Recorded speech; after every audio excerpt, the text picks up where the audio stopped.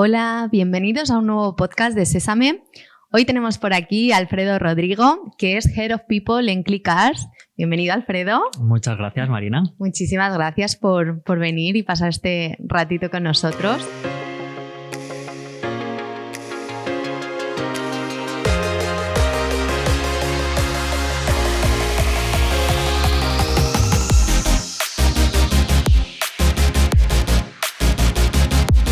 Tenía ganas de hablar contigo porque nos dijiste que eras apasionado de las personas y que te sientes un guía en su proceso y desarrollo personal y profesional.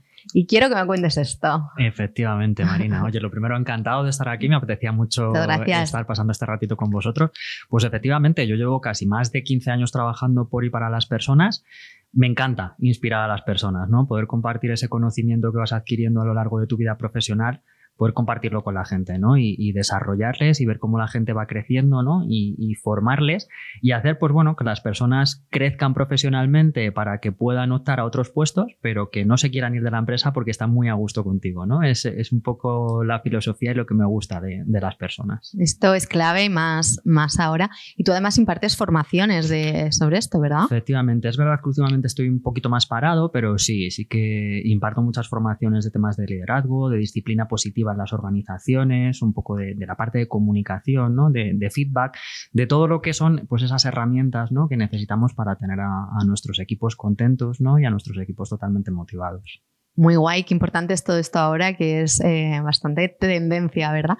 ¿Tú cuándo entraste en ClickArs? Pues mi llegada a ClickArs, te cuento porque fue Cuéntamelo graciosa, todo. ¿no? Yo es verdad que venía de una multinacional en la que había estado 12 años, una multinacional bastante grande de recursos humanos. Me ofrecen el proyecto de ClickArs y entro en ClickArs en marzo del 2020, concretamente el día 2 de marzo del 2020, que si veis más o menos las fechas es justo la semana de antes de que decretasen el estado de alarma. Oh. Yo llego a ClickArs con unos objetivos, ¿no? Con unas expectativas y unos objetivos al final de, pues bueno, cuando yo me incorporo éramos 100 personas, o alguna más, y vamos a hacer crecer la empresa, a generar nuevos beneficios, nuevas políticas, o sea, a montar lo que es un desarrollo de recursos humanos completo dentro de ClickArs. Viene la pandemia, nos destroza todos esos objetivos. O sea, ¿no? Es que viviste toda la pandemia en la gestión de personas, total. En su esplendor. La verdad que fue complicado, yo creo, para todas las empresas, porque al final había que hacer muchas cosas sin tener información, sin tener documentación, sin saber cómo teníamos que hacer las cosas, ¿no? En empresas que al final son tan pequeñitas, pues los recursos humanos y el coste que tiene el personal, pues hace que o lo gestionas correctamente o la empresa se te puede ir al traste al final. Entonces es verdad que fue un momento complejo porque había que hacer muchas cosas, había que gestionar ERTEs, había que ver cómo hacías para gestionar el no tener ventas manteniendo la plantilla, ¿no? En ese sentido la verdad que fue complejo. Ahí justo en esas primeras semanas fue donde me di cuenta que la calidad humana de ClickArs era para quitarse el sombrero, ¿no? Porque ya las propias personas de ClickArs, sin necesidad de que nosotros hiciésemos nada, pues ya nos propusieron el reducirse salarios, reducirse jornadas, o sea, toda la gente estaba tan enganchada en el proyecto que querían ayudarnos, ¿no? a ClickArs como compañía, que pudiésemos seguir manteniendo la empresa, ¿no? Bueno, luego vino tema de ERTE, vino lo que es el ERE como tal, el ERTE, y lo fuimos gestionando y fuimos saliendo poco a poco, pero sobre todo por la ayuda de las personas, ¿no? Y ahí es donde te das cuenta de que realmente te tienes que volcar a ellos porque la calidad humana que tenemos en ClickArs es muy potente. Totalmente, qué importante es que las personas se sientan parte implicadas con los proyectos y que lo vivan casi como si lo hubiesen fundado ellos también, ¿no? Efectivamente. Porque ClickArs, que no lo hemos dicho, nace en 2016 y es considerado el primer e-commerce de venta de coches de segunda mano en España. Eso es. Muy fuerte esto. ¿Cómo surge esta idea de ClickArs? Pues te cuento, esto viene de la mano de nuestros fundadores, Pablo Fernández y Carlos Rivera. Ellos, viviendo en Estados Unidos, se dan cuenta de que el modelo de venta de coches en Estados Unidos no tiene absolutamente nada que ver con el modelo de venta de coches que tenemos en España, ¿no? Es verdad que ahí en Estados Unidos tienen un modelo como mucho más sencillo, mucho más ágil y mucho más confiable, ¿no? a lo que teníamos o teníamos en aquel momento en España, ¿no? Ya es en 2015 cuando ellos, pues bueno, empiezan a plasmar en un PowerPoint esas ideas y un poco lo que habían visto, lo traen aquí a España y lo presentan a algunos inversores, a algunas empresas y les compran el modelo enseguida, ¿no? Porque lo ven bastante claro. Y ya es en 2016 cuando realmente se funda Clicars. Clicars empezó en un loft en Manoteras, justo además en un edificio en el que están los cines ahí en Manoteras, y donde tenían los coches en ese momento era en el mismo parking donde aparcaba la gente que iba a ver el cine, ¿no? Empezaron a crecer, ¿no? Sí, empezaron a ver cómo surgía, porque llegó un momento en el que el propietario del cine les pidió que por favor se marchasen de allí porque ya los propios clientes no podían aparcar sus coches, ¿no? De lo que estaba creciendo la flota. Entonces fue en ese momento en el que se decidió cambiar las instalaciones a Villaverde, las instalaciones en las que estamos ahora, y el crecimiento ha sido brutal, ¿no? Tenemos una nave de reacondicionamiento de 90.000 metros cuadrados, tenemos ahí todo el equipo de ventas, pues eso, estamos hablando de que más o menos tenemos capacidad para unos 3.000 y algo coches dentro de la campa y estamos reacondicionando 25.000 coches al año, ¿no? Entonces el crecimiento ha sido exponencial. Muy grande, sí. Y es verdad, bueno, esto que comentabas de Estados Unidos, al final la idea viene de allí. Yo, por ejemplo, que también he vivido allí, lo he visto que la cultura de segunda mano, de compartir y tal, no tiene nada que ver con la que se vive aquí en España, que te lo pregunto después, más adelante, porque antes de esto te quería decir que es que en vuestro primer año de vida, que es nada, conseguisteis 5 millones de ventas, que es un récord brutal para una startup. Totalmente. Entonces me estabas comentando eso de que crecisteis tanto, pero ¿cómo vivisteis y cómo hicisteis este crecimiento así en un primer año? Porque al final fueron ventas, pero también beneficio, ¿no? Que es un poco lo que se va buscando, ¿no? Pues al final yo creo que aquí son 2 puntos principalmente. Uno, el poner en el centro al cliente, ¿no? ¿Cuáles son las necesidades que tienen los clientes ahora mismo, ¿no? Es verdad que lo digital, pues ya nos pasa, ¿no? Tenemos un Amazon que pide si en menos de 24 horas tienes los productos en tu casa, o un Netflix que en el momento que lo necesitas, o sea, ves la serie que tú quieras. La gente quiere inmediatez, la gente quiere las cosas rápidas, poderlas ver desde su casa, ¿no? En su propio domicilio sentados y empezar a comprar, ¿no? Entonces, eso surgió un poco esa necesidad, ¿no? Y al final ponemos al cliente ahí a hacérselo fácil, ¿no? A hacerle una compra fácil, a que pueda verlo. De hecho, a día de hoy a mí es un dato que me llama mucho la atención porque el 85% de los clientes compran el coche sin haberlo visto. A mí es algo que me llama mucho. Pero, o sea, ¿cómo funciona exactamente? O sea, porque yo he leído también que ahora lo gestionas desde tu móvil y a los 15 días el coche ya lo tienes en casa.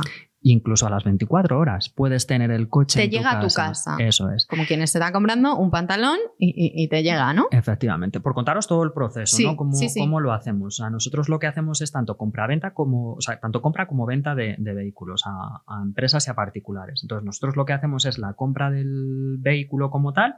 Pasa por nuestra nave de reacondicionamiento donde certificamos hasta 270 puntos el vehículo, ¿vale? Para dejar ese coche de buena mano, ¿no? Y luego ya pasa la parte de ventas, ¿no? Una vez que el vehículo está preparado, ya está publicado para que el cliente desde la propia página web pueda acceder a esos vehículos, ¿vale?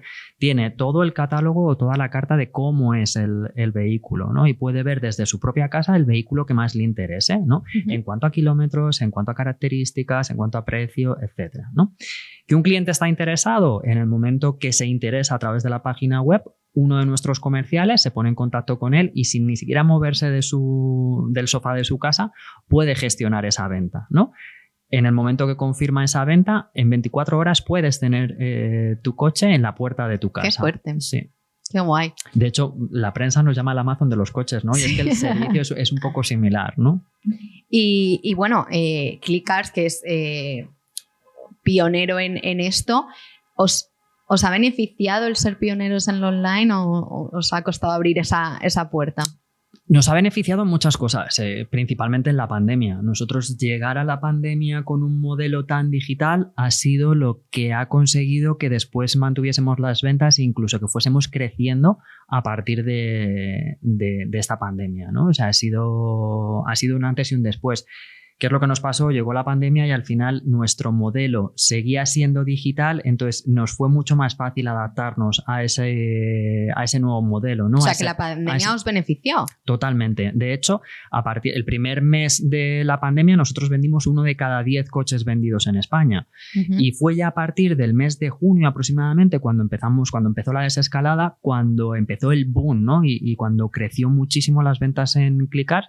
Pues eso, al final la gente le daba miedo ir en transporte público, entonces prefería comprarse un coche de segunda mano para ir a trabajar había tenido tanto tiempo el coche parado que probablemente se lo hubiese estropeado y en vez de arreglarlo compraba un coche. Entonces es verdad que a partir del mes de junio fue cuando realmente empezó el volumen de ventas en Clicars, a partir de la desescalada. Es algo que al final a nosotros, es verdad que la pandemia nos ha beneficiado mucho en ese sentido. Y el tener un modelo online, obviamente, ha sido lo que nos ha favorecido totalmente. Y tanto que hablas de esta parte online, ¿es igual de importante para vosotros a nivel interno la digitalización? Totalmente, totalmente. Yo cuando entré en Clicars en marzo del 2020... sí que teníamos esa parte muy digitalizada, ¿no? De hecho, tenemos un sistema propio desarrollado por el propio departamento de IT de Clicars, ¿no? En el que tenemos visibilidad o trazabilidad de en qué momento está el coche, ¿no? O sea, tú puedes saber un coche en el momento que está, si está en reacondicionamiento, si está en fotos, si está en el momento en el que sea, ¿no? Pero es verdad que el resto de departamentos de la compañía no estábamos tan digitalizados o no estábamos tan preparados, ¿no? Por ejemplo, en el caso de recursos humanos, yo cuando entré era todo a través de hojas de cálculo, todo a través de... Sí, como se hacía. Sí, efectivamente, ¿no? O sea, tienes la documentación como puedes y es verdad que inviertes mucho tiempo en ese trabajo administrativo. Igual que el departamento de recursos humanos, el departamento de finanzas, otro. Entonces, fue clave, ¿no? el poder, y que también fue a través de, o después de la pandemia, ¿no? Cuando empezamos a desarrollar y a digitalizar mucho más el resto de procesos y el resto de departamentos. Y volviendo un poquito a lo de antes, que tú justo entrabas en este crecimiento, tú desde tu puesto de Head of People, ¿cómo vives pasar de 100 a 700 personas y además en pandemia, ¿no? Pues una locura, ¿no? O sea, es verdad que yo entré, como os decía, en marzo, estuvimos parados en contrataciones quizá entre marzo y junio, ¿no? Que fueron los meses más fuertes de la pandemia, y a partir de junio es cuando el equipo empieza a crecer, ¿no? Pues pongo el ejemplo. Yo cuando entré en Clicars en el departamento de recursos humanos éramos 4 personas. En la pandemia nos quedamos solamente 2. A día de hoy somos 17 personas en el departamento de recursos humanos, ¿no? Al final nos hemos tenido que dotar de personas, de profesionales, ¿no? Para poder hacer crecer esto. Es verdad que no nos ha costado mucho a nivel de reclutamiento porque Clicars es un proyecto que se vende muy fácilmente, ¿no? O sea, la gente ve Clicars y es algo que le interesa, es algo que le gusta, ¿no? Lo hablábamos, al final es el propio candidato el que elige la empresa, ¿no? Y en el caso de Clicars esto es fácil porque la gente quiere venir a trabajar con nosotros, ¿no? Pero ¿y cómo conseguís esto? ¿Cómo conseguís que la gente quiera trabajar en Clicars? ¿Qué cosas? Al final, nosotros trabajamos mucho nuestros valores, ¿no? Y es verdad que desde fuera se ve. Tú cuando llegas a Clicars o cuando haces la entrevista o cuando haces las pruebas ya ves que esos valores que tenemos nosotros de confianza, sencillez y transparencia están muy inculcados, ¿no? Luego, aparte, obviamente, tienes que tener unas políticas de compensación, que ya no digo salariales, sino unas políticas de compensación muy importantes y unas políticas de beneficios que a la gente les interese, ¿no? Es verdad que en este sentido la sociedad ha cambiado, las nuevas generaciones quieren otro tipo de cosas y ya no es tanto a nivel salarial, sino oye, los beneficios que les ofrecemos, la flexibilidad que les podemos ofrecer, teletrabajo, esas políticas de compensación en cuanto a los planes de beneficios como tal o el plan de beneficios de la compañía o otras cosas, ¿no? que se les pagan. Entonces es verdad que a la hora de ofrecerlo, ¿no? A la hora de plasmarlo en nuestras ofertas de trabajo hace que tengamos candidatos realmente válidos para poder contratar. Y por ejemplo, ya que has hablado de los benefits, ¿qué benefits ofrecéis? ¿Estos son a la carta, digamos, personalizados o son generales? Pues son generales, Pero, a ver, es complicado, ¿no? el poder hacer una política de beneficios a la carta, ¿no? Y también es complicado el definir unos beneficios generales cuando tenemos unos perfiles tan diversos, ¿no? Porque al final no es crear café para todos, pero sí tienes que crear una política de beneficios que se adecue a todo el mundo. En este sentido, ¿qué es lo que hemos priorizado? Pues al final tener beneficios que puedan ser un poco digitales y que la gente los pueda disfrutar y los pueda aprovechar en cualquier momento, ¿no? Como por ejemplo el tema de los anticipos, ¿no? Que además es uno de los beneficios, nosotros lo tenemos dentro del catálogo de beneficios, que además le hemos preguntado hace relativamente poco en cuanto a la satisfacción y es uno de los beneficios que más gustan a nuestros trabajadores, ¿no? El poder cobrar en el momento que la gente quiere, o sea, poder disponer de su salario en el momento que ellos quieren y tan rápido como si se hiciese un Bizum, ¿no? Unido a esto, temas de retribución flexible, o sea, que la gente pueda utilizar su tarjeta para comer, para guardería, para transporte o incluso para pagar copas, ¿no? En algunos casos, y poder descontarlo de la nómina y que eso al final te beneficie en IRPF. O temas como tener disponible pues licencias de gimnasio, ¿no? O que te podamos cubrir unas licencias para que puedas ir al gimnasio o incluso puedas tener sesiones de gimnasio, ¿no? De fitness en tu salón o puedas tener, pues eso, un entrenador personal, etcétera.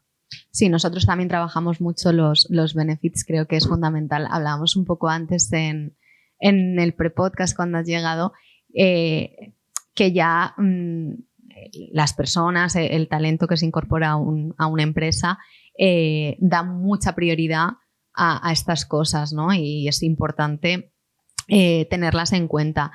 Yo te quería preguntar, volviendo también, que estamos yendo para adelante y para atrás, pero en este crecimiento de 100 a 700 personas, estos valores que tenéis, ¿cómo los transmitís al resto a la nueva oleada de talento? A mí ha habido una cosa que siempre me ha gustado mucho y que a los fundadores siempre se lo hemos dicho y es sobre todo el no perder esa confianza y esa transparencia con la gente, ¿no? Al final a los fundadores, a Pablo y a Carlos, a día de hoy les sigues viendo que se siguen paseando por la fábrica o por la oficina de ventas y se paran a hablar con unos, con otros, o sea que son totalmente accesibles, ¿no? Y son personas a las que puedes hablar con ellos, puedes acercarte y te van a tratar como a cualquier persona, ¿no? Entonces, el tener no tener esa forma tan piramidal, ¿no? Sino al final el poder acceder al CEO, al fundador o a cualquier persona del comité de dirección y poder hablar tranquilamente con esa persona, pues eso hace que la gente se sienta escuchada, ¿no? Luego dentro del Departamento de Recursos Humanos, por ejemplo, sí que hacemos muchas labores en cuanto a la parte de eNPS, ¿no? Y de satisfacción sobre todo. ¿Y esto cómo lo hacemos? Intentamos, cuando lanzamos las políticas de beneficios o cuando lanzamos cualquier otra política, lo primero intentamos hablarlo con los trabajadores, ¿no? Hacer grupos de trabajo y que las ideas o las políticas salgan de esos propios grupos de trabajo, ¿no? Escuchar a los trabajadores y que sean ellos los que nos propongan qué cosas hacemos, ¿no? Tenemos una iniciativa, por ejemplo, que se llama Clickers VIP. Clickers VIP es una iniciativa en la que personas de distintos departamentos, ¿no? Son como los referentes de Clickers y estas personas se reúnen pues de vez en cuando para pues, temas que han salido en la encuesta de satisfacción, por ejemplo, menos valorados o incluso los que están más valorados, discutir el porqué o darnos su punto de vista del porqué y sobre todo proponernos acciones para mejorar o para continuar que mantengamos esto de la misma manera, ¿no?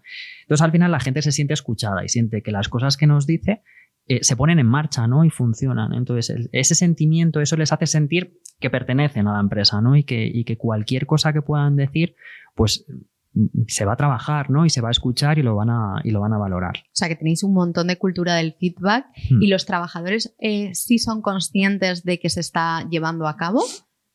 Sí. Hay una cosa también bastante importante. Nosotros hacemos reuniones, lo que llamamos reuniones de equipo de manera quincenal, ¿no? En el que primero el CEO, en estas reuniones se conecta absolutamente toda la compañía, ¿no? Y primero el CEO nos va compartiendo de manera quincenal los resultados de la compañía, que eso está muy bien para que al final tengamos todos visibilidad de en qué momento se encuentra la compañía. Y después hay una segunda parte en el que Recursos Humanos cuenta todas las novedades y todas las cosas que se están haciendo, ¿no? Y además luego compartimos ese vídeo y esa presentación para que la gente lo tenga accesible. Entonces, normalmente solemos trabajar esto, ¿no? Y comunicarlo, pues intentar ser muy efectivos y también en apoyo con el Departamento de Comunicación Interna de que todas estas cosas lleguen, ¿no? Y que la gente pueda estar al tanto, ¿no? Y eso, al final, el NPS que tenemos es bastante favorable, ¿no? O sea, la gente está muy satisfecha de trabajar en Clickask, ¿no? Entonces, eso nos lo demuestra. De hecho, tenéis una máxima que es hacer felices a los empleados. Ya entiendo con todo esto que me has contado de los benefits, de esta cultura del feedback, que es de esta forma como lo conseguís. Pero no sé si tienes algo más que quieras compartir de, oye, por eso la gente en Clickask está tan contenta o es porque hacemos algo distinto. Distinto, sí. A ver, al final, cosas distintas que hagamos, tenemos a los managers, que al final es la parte más importante, ¿no? O sea, sí que invertimos y sobre todo estamos invirtiendo últimamente mucho tiempo en la formación, en la capacitación, en el desarrollo de nuestros managers, ¿no? Que al final, pues bueno, cuando la empresa crece, cuando ya son 600 personas, no puedes llegar al mismo nivel, ¿no? Que cuando son 100, que es la pregunta que me hacías también antes, ¿no? Al final tienes que desarrollar a tus managers y tienes que darles tal confianza y tienes que ayudarles a que tengan esa visión de trabajar por y para las personas, igual que la tenemos recursos humanos o igual que la tiene el comité de dirección, ¿no? Entonces, al final, movemos esas palancas sobre todo en el desarrollo, en la formación, para que ellos sean capaces de motivar y de tener a los equipos contentos y que sean capaces también de comunicar este tipo de cosas, ¿no? Tenemos muchísimos canales directos con el equipo de managers para que todo este tipo de cosas, de beneficios, cale, ¿no? Y sobre todo, pues que sean capaces de solucionar cualquier tipo de problema que surja en los departamentos, que sean capaces de transmitir todos estos beneficios, ¿no? Pues todas estas cositas que vamos haciendo, que poco a poco vayan funcionando, ¿no? Y que al final los trabajadores también se sientan satisfechos con el manager que tienen y por ende con la compañía. O sea, que trabajáis mucho esta figura del manager, que es súper importante. Y también has dicho que tenéis departamento de comunicación interna. Eso es. ¿Cómo funciona un poco este departamento de comunicación interna? ¿Qué canales o de qué forma? Me has dicho varias, pero acabas transmitiéndole al equipo. Por ejemplo, nosotros, que es algo que hemos sacado ahora en Sésame, desde nuestra propia aplicación, si nos aparecen unas notificaciones que cuentan un poco lo que está pasando en la empresa. Y aparte que tenemos newsletter y demás. Nosotros, el Departamento de Comunicación Interna, es verdad que lleva relativamente poco tiempo, pero ha mejorado notablemente la comunicación desde que trabajamos con ellos y desde que están incorporadas estas dos personas. Trabajamos muy mano a mano, el Departamento de Recursos Humanos y Comunicación Interna. De hecho, tenemos canales de Slack donde trabajamos continuamente y nos hablamos de cosas nuevas que tenemos que hacer, ¿no? En esas reuniones de equipo que hacemos de manera quincenal, estas presentaciones ya las preparamos de manera conjunta, ¿no? Para que al final tengamos esa información y que llegue. Y luego, aparte, lo que hacemos es, pues en el propio portal del empleado, colgar toda esta información. Aparte, lo que hacemos, porque es verdad que nosotros tenemos un colectivo que es menos digital, quizá, ¿no? Que pues, casi el 50% de la compañía es menos digital. Lo que hacemos es en fábrica, por ejemplo, donde tenemos la fábrica de recondicionamiento, tenemos pantallas donde continuamente están saliendo temas de beneficios, novedades o incluso, muy guay esto. Claro, cosas que van cambiando, ¿no? Nos pasa mucho, ¿no? Que hay gente que teletrabaja, tiene 100% teletrabajo y a lo mejor va a clicar una vez al mes o una vez cada 3 meses. Y cuando llega a clicar no se acuerda, o porque ha cambiado tanto la redistribución, no se acuerda ni de dónde están las cosas, ¿no? Entonces, lo que estamos haciendo ahora con comunicación interna es cada mes aproximadamente mandar un vídeo con todos esos cambios que han ocurrido dentro de la compañía, ¿no? Entonces, para estés en teletrabajo o estés físicamente en fábrica, sepas qué es lo que está ocurriendo en Clickask, ¿no? Y no estés desconectado.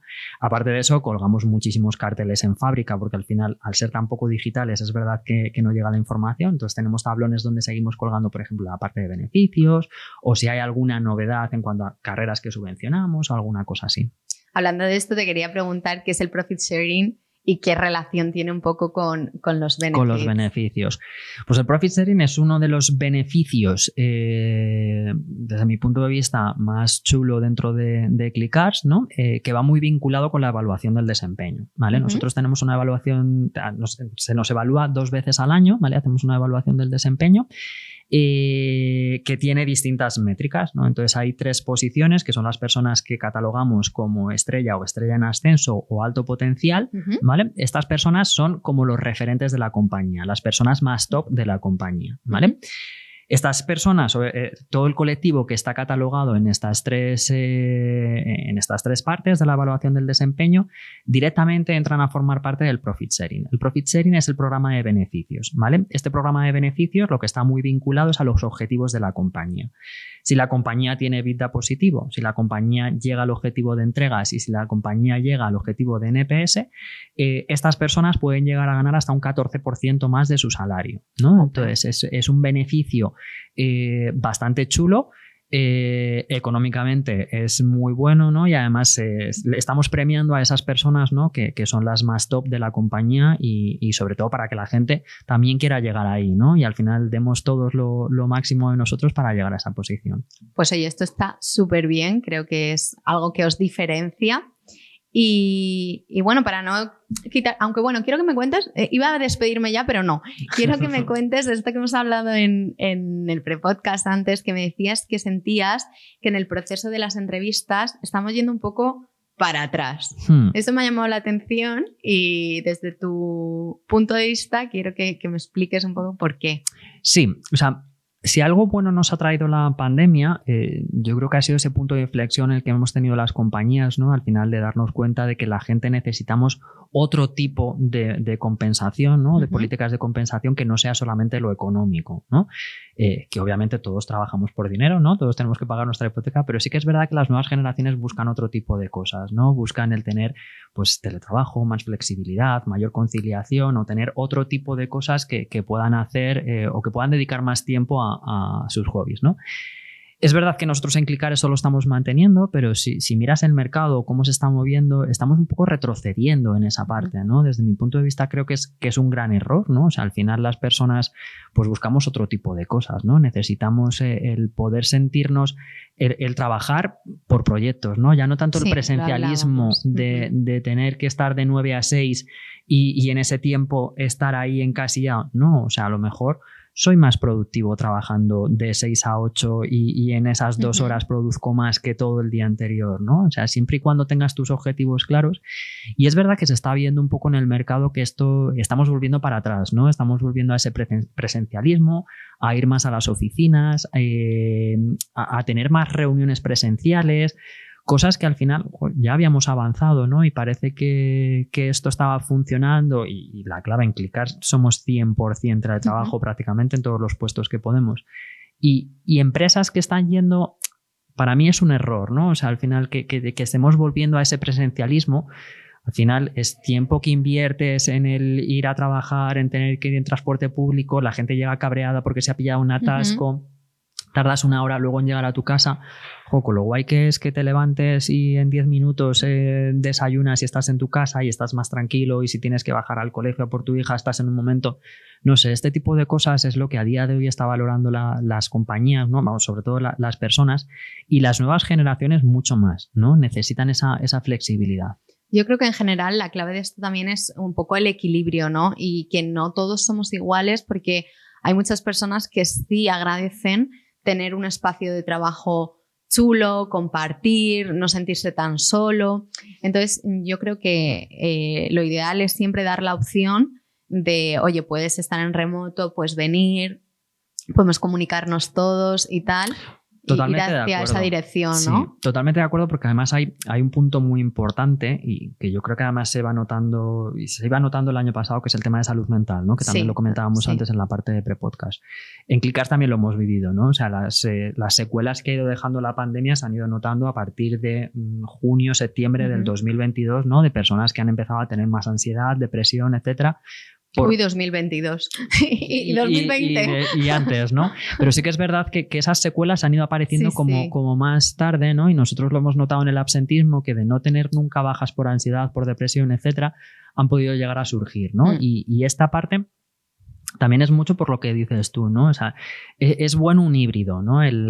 También el hecho de estar todos los días trabajando en tu casa, salir de tu casa y mantenerle, o sea, no poder discernir entre tu vida profesional y personal, sino que al final esté todo en un mismo sitio, es complicado, ¿no? Y a nivel de salud mental eso es complejo, ¿no? Entonces, es verdad que el tener un híbrido, ¿no? El tener la posibilidad de tener unos espacios donde ir, donde interactuar con la gente, donde tomarte un café, donde verte, ¿no? Donde tocarte. O sea, al final es como necesario para la salud mental de las personas, ¿no? Y yo creo que ese híbrido es el futuro, ¿no? Es a lo que deberíamos tender. Sí, es más la clave dar la opción y tratar a las personas de manera muy individualizada, ¿no? Y detectar cuáles son sus necesidades. Y también ahora que lo has comentado en un poco las tendencias que veíamos de qué demanda las nuevas generaciones y el talento, hablábamos también de que aparte de la salud mental, esos espacios híbridos también entraba mucho en juego la parte de sostenibilidad, que vosotros, bueno, entiendo que como modelo ya sois sostenibles de por sí porque al final estáis vendiendo coches de segunda mano, pero ¿qué más acciones hacéis en relación con esto? Con la sostenibilidad. Como dices, al final nuestro producto es el primero, ¿no? que hace sostenibilidad. Al final nosotros lo que hacemos es rejuvenecer el parque móvil, ¿no? Que está aproximadamente unos 13 años. Pues esa parte lo estamos reduciendo, ¿no? Porque aunque parezca que no, pero el coche de segunda mano, ¿no? Normalmente suele ser entre 1 o 5 años la antigüedad que tiene y tiene pocos kilómetros. Entonces, en esa parte sí que es verdad que la sostenibilidad ya en el propio producto es clave, ¿no? Y luego estamos trabajando varias acciones, ¿no? Es verdad que durante el año pasado ya hemos empezado a medir cuál es la cantidad de plástico que gastamos dentro de la compañía, ¿no? Para ver qué acciones podemos hacer para reducirlo. Pues, por ejemplo, el cambiar los vasos de plástico de la máquina de café por vasos que sean compostables, ¿no? Que sean de otra manera, o incluso el dotar a todos los trabajadores de botellas para no tener que gastar más vasos en la máquina de agua, por ejemplo, ¿no? En ese tipo de cosas. Luego, aparte, también estamos midiendo la huella de carbono y próximamente probablemente tengamos un espacio, un bosque donde podamos hacer una replantación. Pero sí, estamos haciendo cositas de sostenibilidad. Qué chulo y qué importante. Y bueno, Alfredo, ya para despedirnos, me gustaría que me contases dentro de los departamentos de People qué retos tenéis para 2023.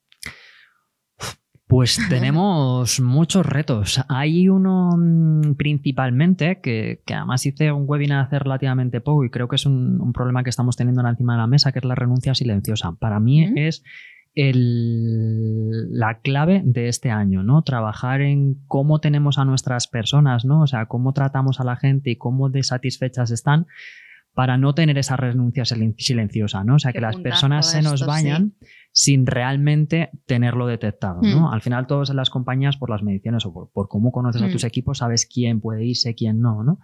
Pero eso de que puedan empezar a irse las personas sin tener la confianza de decir, oye, no estoy a gusto, no estoy contento, es un problema, ¿no? Porque al final, pues bueno, son cosas que tú no estás detectando y son personas que no tienes motivadas. Entonces, para mí es uno de los puntos clave, ¿no? de este año, trabajar esa parte de renuncia silenciosa, ¿no? Para que los trabajadores estén totalmente motivados. Pues oye, qué bien. Me quedaría muchísimo más, pero tampoco te quiero robar mucho tiempo. Me ha parecido súper interesante. Quiero que esto no se quede en un podcast porque es verdad que tu figura y esa pasión que tienes por las personas, pues hay que compartirla más y tenemos que llevarte a eventos y hacer cosas juntos. Pues yo totalmente disponible para lo que necesitéis, Marina. Ha sido un placer, así que cuando Muchísimas queráis, gracias, aquí estoy. Gracias, Marina. Hasta luego. Chao.